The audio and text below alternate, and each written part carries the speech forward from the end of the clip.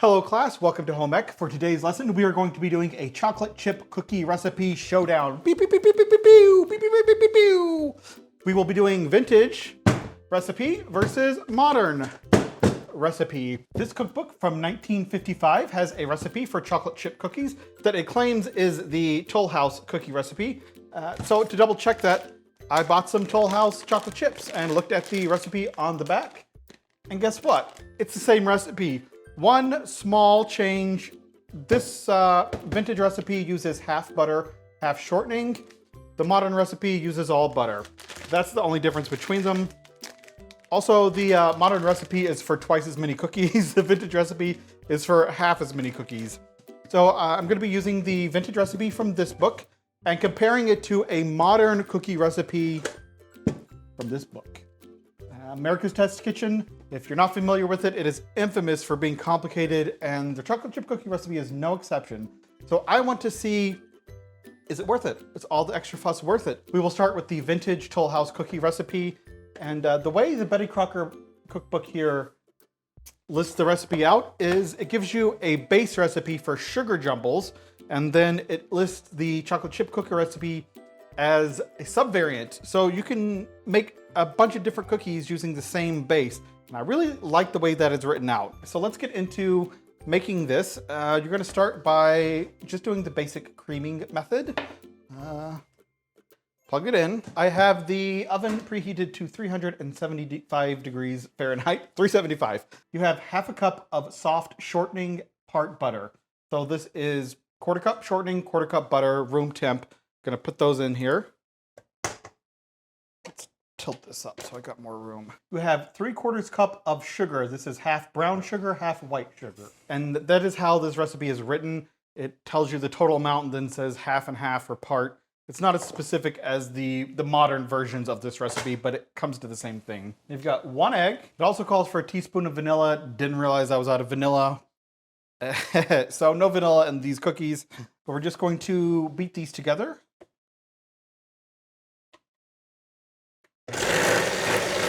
Whoa! I forgot how fast this thing is. Turn it way down to mix.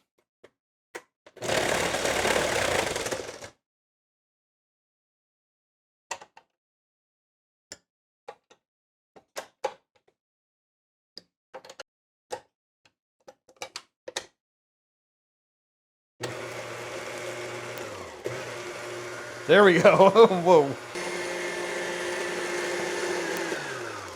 All right, got that mixed together. Now we are adding into that 1 1/8 cup of sifted flour, 1/4 teaspoon of baking soda, and half a teaspoon of salt. It's my first time mixing cookie batter with this mixer. It's still new to me, so I'm getting the hang of it, but it's doing a great job. And if you haven't watched my last video, go check it out where I just give this whole thing a test. Make a full recipe out of it. Okay, and we're there. We're just gonna mix in, what is this? 6 ounces of chocolate chips, Toll House morsels. This is the classic Nestle Toll House cookie recipe, the original with the shortening instead of all butter. So I'm just gonna mix these in and ew.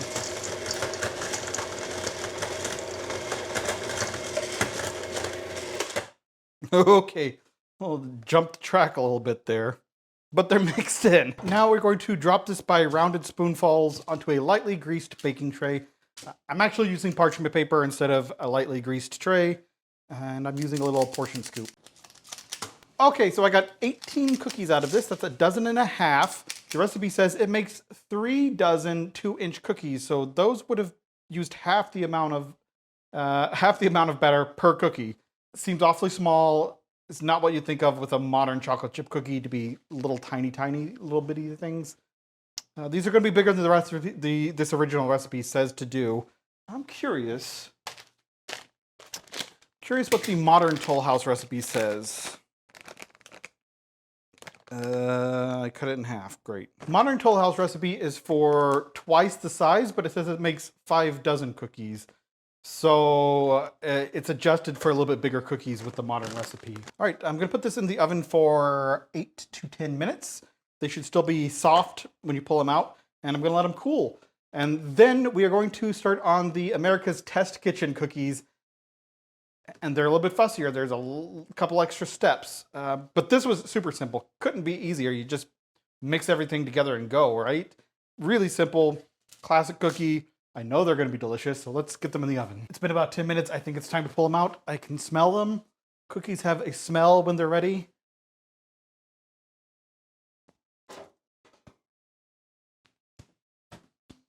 They smell delicious. I think they look great. And I'm gonna put this over on the marble countertop so it cools down quicker. I would like to note that those are not very big cookies whatsoever.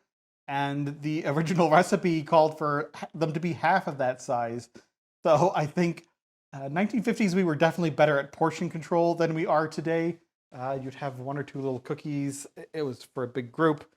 Today, the recipes are doubled in size. You're gonna make twice as much dough, and the cookies are going to be bigger. But we all like eating cookies a lot more these days, I guess.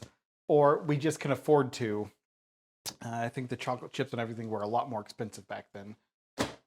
Anywho, while those cool down, I'm going to mise en place out everything for the America's Test Kitchen recipe. And then when I come back, we'll start making that. For the fancy modern cookies, like I said, I'm using the America's Test Kitchen cookbook, and their chocolate chip cookie recipe online is currently behind a paywall. I'm getting it from this proprietary cookbook that they produced and sold. So I don't feel super comfortable giving the exact recipe out. I'm not the one who developed it. They're currently charging for it. I don't want to be the guy who's stealing other people's intellectual property. The Toll House cookie recipe is everywhere. Everyone knows it. And plus the version of the Betty Crocker cookbook is 70 years old, not that secret. So comfortable giving that out, but I'm not going to give the exact proportions of ingredients for the America's Test Kitchen recipe. I will say that it is all of the exact same ingredients as the Toll House cookbook or Toll House recipe, and it is clear to me that they were using the Toll House cookie recipe as the base for their recipe, but they did modify a couple of ingredients slightly, and they modified the process slightly. So I can't give you the exact proportions, but I will say that if you use the original proportions from the Toll House cookie recipe for all the ingredients, and then just follow sort of the steps that they give you for preparation with the America's Test Kitchen recipe, you're going to get pretty similar results. Maybe not exactly the same, but pretty close. So let's get into it. We have 10 tablespoons of butter that I'm going to melt in this skillet back jar. Okay, this is the butter. I literally just said I'm not giving you the exact measurements, and then I told you how much butter I'm starting with. And this is unsalted butter I'm using for both of these recipes. As soon as this butter is melted, I'm going to cook it until it's browned, keeping an eye on it. I don't want to burn it.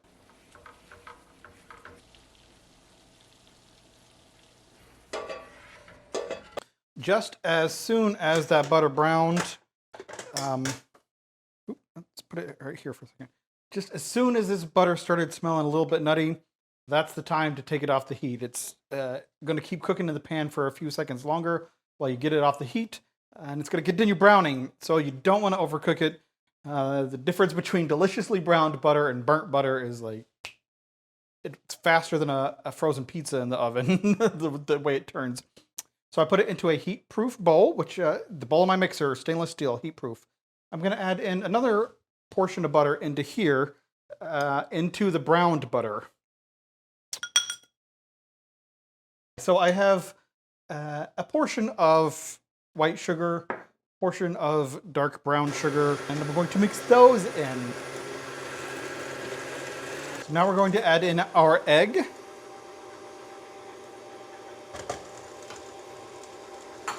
Mix that in together entirely. Okay, so the process at this point is that you you beat it for about 30 seconds, you let it set for 3 minutes. And you do that 3 times. It's kind of annoying. I browned the butter, I get that, developed some flavor. This, I don't know what it's doing to the texture. Let's see what the book says. Why? They usually explain the why here, so let's see what they have to say. Browning adds a nutty flavor, makes sense. It claims that melting the butter before mixing it in changes the texture. I guess that makes sense too. You're not creaming the butter and sugar together. But the original recipe, you weren't really creaming them. You were just mixing them. You weren't beating it until it got fluffy or changed colors. Okay, let's mix this again.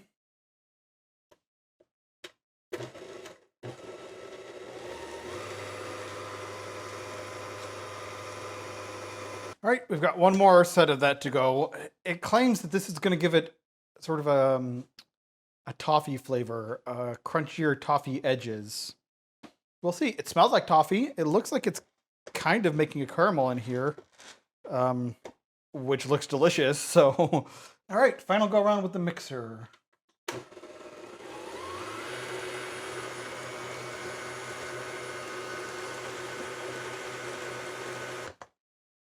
So yeah, it looks like a thin caramel, but smells like a delicious toffee. I think that's what they're looking for. Now it's time to mix in the flour, baking soda, salt.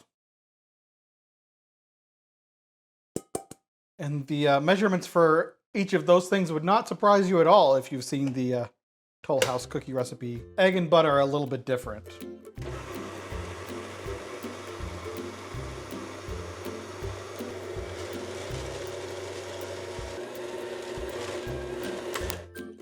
Okay, I mixed it to just get the flour incorporated.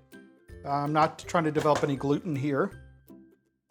And then we're going to add in a certain amount of chocolate chips.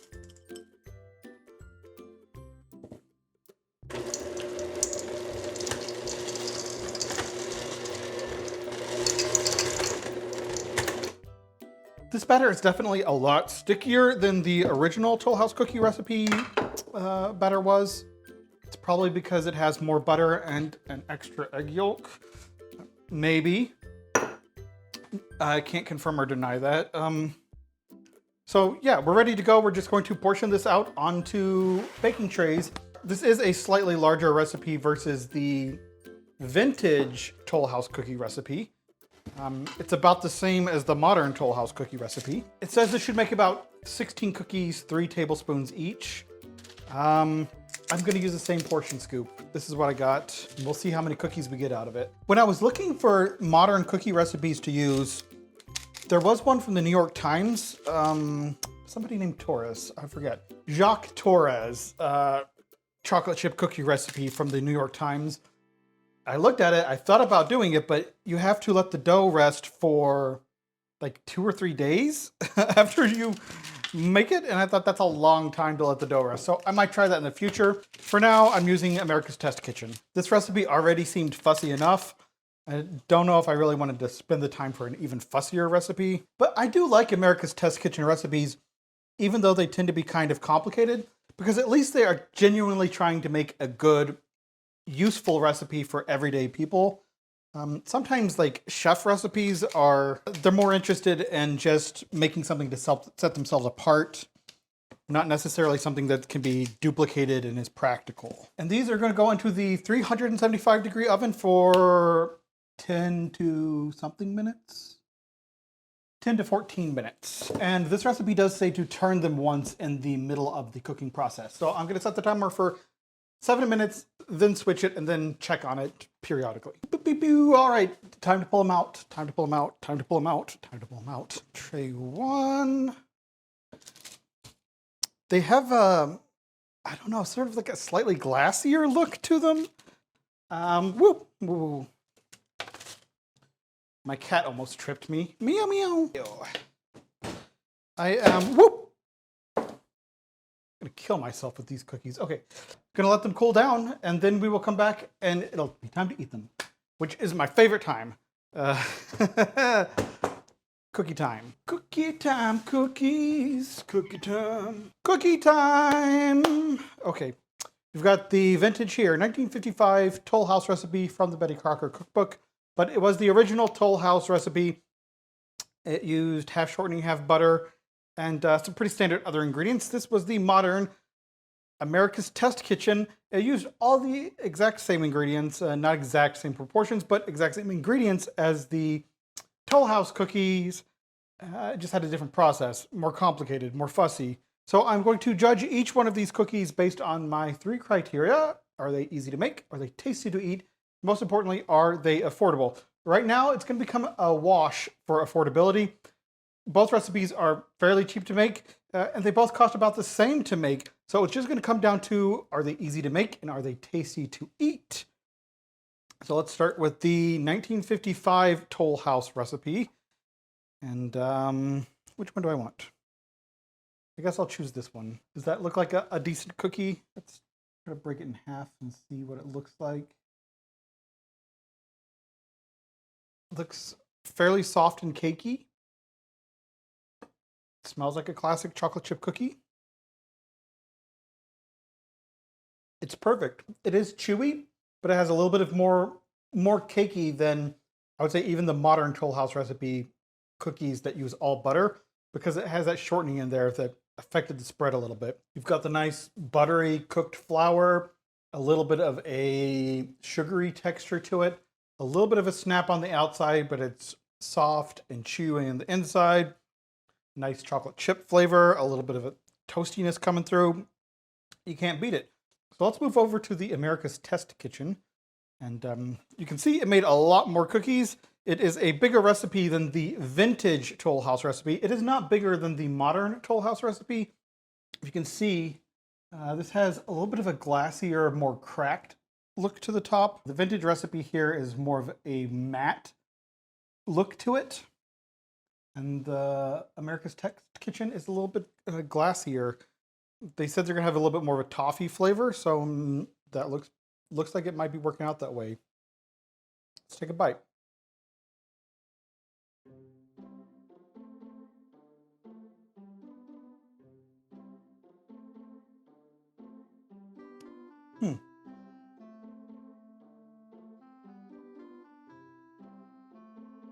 Trying to describe it. It's almost like a fluffier texture. Kind of bizarre. I forgot to tear one in half.